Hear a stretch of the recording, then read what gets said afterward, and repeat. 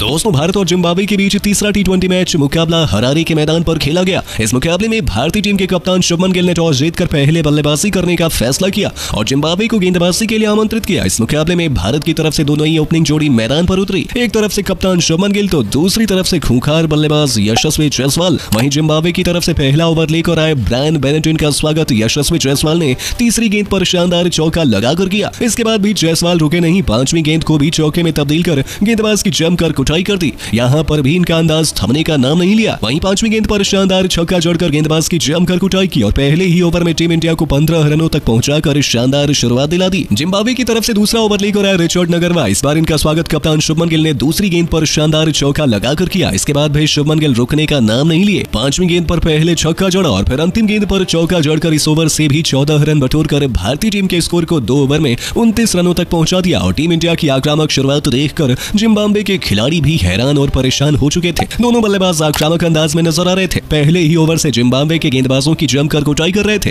दोनों बल्लेबाजों का बल्ला रुकने का बिल्कुल भी नाम नहीं ले रहा था। जिम्बाब्वे की तरफ से तीसरा ओवर लेकर आए टंडाई चतारा और बेहतरीन ये गेंदबाजी कर रहे थे। बल्लेबाजों को अपने शिकंजे में कस के रखा हुआ था, लेकिन तभी ओवर की पांचवी गेंद पर जायसवाल ने अपना प्रचंड रूप दिखाया और शानदार चौका जड़ दिया। इसके बाद भी जायसवाल रुकने का नाम नहीं लिए। ओवर की अंतिम गेंद पर एक बार फिर अपना अंदाज दिखाते हुए शानदार छक्का जोड़कर इस ओवर से 12 रन बटोर लिए और टीम इंडिया के स्कोर को 3 ओवर में ही इन दोनों ओपनर बल्लेबाजों ने मिलकर 41 रनों तक पहुंचा दिया। भारत का स्कोर रॉकेट की रफ्तार से आगे बढ़ रहा था। दोनों खिलाड़ी प्रचंड रूप में नजर आ रहे थे। जिम्बाब्वे के गेंदबाजों को बेरहमी से ये धो रहे थे और गेंदबाज पर टूटकर प्रहार कर रहे थे। विकेट की तलाश में जिम्बाब्वे की तरफ से चौथा ओवर लेकर आए टीम के सबसे बेहतरीन गेंदबाज ब्लेजिंग मुचरबानी। इनका स्वागत कप्तान शुभमन गिल ने तीसरी गेंद पर शानदार चौका लगाकर किया। जिम्बाब्वे गेंदबाजों की धुनाई देखकर कप्तान सिकंदर रजा भी रोने पर मजबूर हो चुके थे। गिल ने पांचवी गेंद पर भी अपना प्रचंड रूप दिखाते हुए शानदार चौका जड़ दिया और इस ओवर से 8 रन बटोरकर भारतीय टीम के स्कोर को 4 ओवर में 49 रनों तक बिना किसी विकेट पर पहुंचा दिया। दोनों बल्लेबाज मैदान पर पूरी तरीके से सेट हो चुके थे। जिम्बाब्वे के गेंदबाजों पर ये टूटकर प्रहार कर रहे थे। जिम्बाब्वे की तरफ से विकेट की तलाश में एक बार फिर पांचवां ओवर लेकर आए रिचर्ड नागरवा। इनके ओवर की पहली ही गेंद पर जायसवाल ने सिंगल लेकर टीम इंडिया के स्कोर को 50 रनों तक पहुंचा दिया। साथ ही दोनों खिलाड़ियों के बीच अर्धशतकीय साझेदारी भी पूरी हो गई। स्टेडियम में बैठे दर्शक भी भारत की बल्लेबाजी देखकर काफी खुश थे। वहीं जिम्बाब्वे का खेमा पूरी तरीके से निराश हो चुका था। जिम्बाब्वे का कोई भी ऐसा गेंदबाज नहीं बचा था जिसको जायसवाल और गिल ने कूटा ना हो। वहीं ओवर की पांचवी गेंद पर गिल ने एक बार फिर अपना प्रचंड रूप दिखाया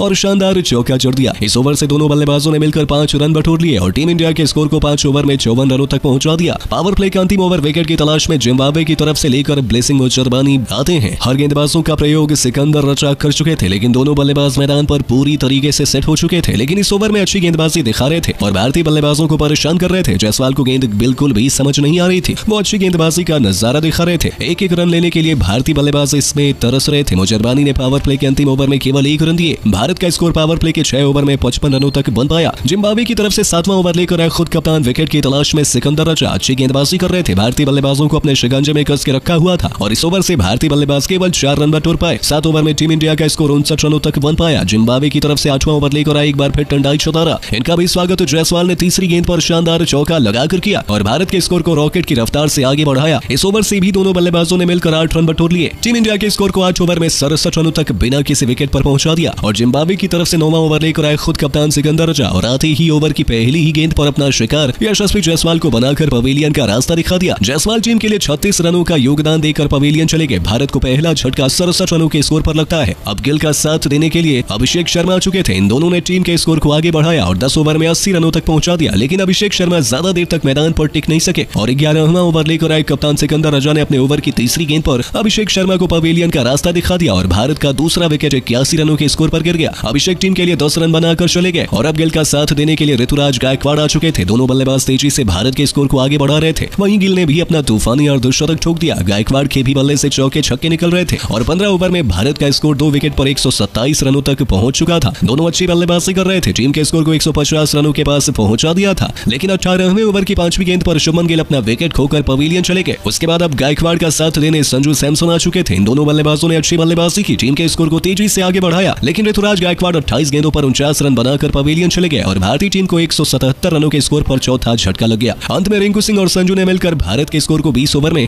182 रनों तक पहुंचा दिया और जिम्बाब्वे के सामने पहाड़ जैसा लक्ष्य खड़ा कर दिया। इस लक्ष्य का पीछा करने उतरी जिम्बाब्वे की टीम ओपनिंग करने मैदान पर आए वेसाले मधवरे और साथ में मरुमानी। वहीं भारत की तरफ से पहले ओवर लेकर आए खलील अहमद। इनका स्वागत मरुमानी ने तीसरी गेंद पर शानदार चौका लगाकर किया था। टीम टीम और अपना खाता खोला। वहीं अंतिम गेंद पर भी मरुमानी ने शानदार चौका जोड़कर अपनी टीम को अच्छी शुरुआत दिलाई और पहले ओवर में 9 रन बटोर लिए। भारत की तरफ से दूसरा ओवर लेकर आया आवेश खान और आते ही उन्होंने ओवर की पहली ही गेंद पर माधवरे को जायसवाल के हाथों कैच पकड़वाकर पवेलियन का रास्ता दिखा दिया और भारत की टीम को पहली सफलता केवल 9 रनों के स्कोर पर दिला दी। जिम्बाब्वे को पहला झटका काफी जल्दी लग गया। मैदान पर नए बल्लेबाज आ चुके थे ब्रेन बेनेट, लेकिन आवेश खान की घातक गेंदबाजी के आगे ये कुछ नहीं कर पा रहे थे। जिम्बाब्वे को रन बनाना काफी मुश्किल हो रहा था, लेकिन ओवर की अंतिम गेंद पर मरुमानी ने शानदार चौका जोड़कर अपनी टीम के स्कोर को 2 ओवर में 15 रनों तक पहुंचाया। तीसरा ओवर भारत की तरफ से लेकर आए एक बार फिर खलील अहमद। इनका स्वागत मरुमानी ने दूसरी गेंद पर चौका लगाकर किया, लेकिन इस चौके का बदला खलील अहमद ने ओवर की चौथी गेंद पर मरुमानी को पवेलियन का रास्ता दिखाकर ले लिया और भारतीय टीम को दूसरी सफलता केवल 19 रनों के स्कोर पर मिल गई। अब मैदान पर बेनेट का साथ देने के लिए नए बल्लेबाज डियोन मेयर आ चुके थे। भारत की तरफ से चौथा ओवर लेकर आए एक बार फिर आवेश खान और आते ही इन्होंने अपने ओवर की पहली ही गेंद पर ब्रेन बेनेट को पवेलियन भेज दिया और भारतीय टीम को तीसरी सफलता केवल 19 रनों के स्कोर पर मिल गई। अब मैदान पर नए बल्लेबाज खुद कप्तान सिकंदर रजा आ चुके थे।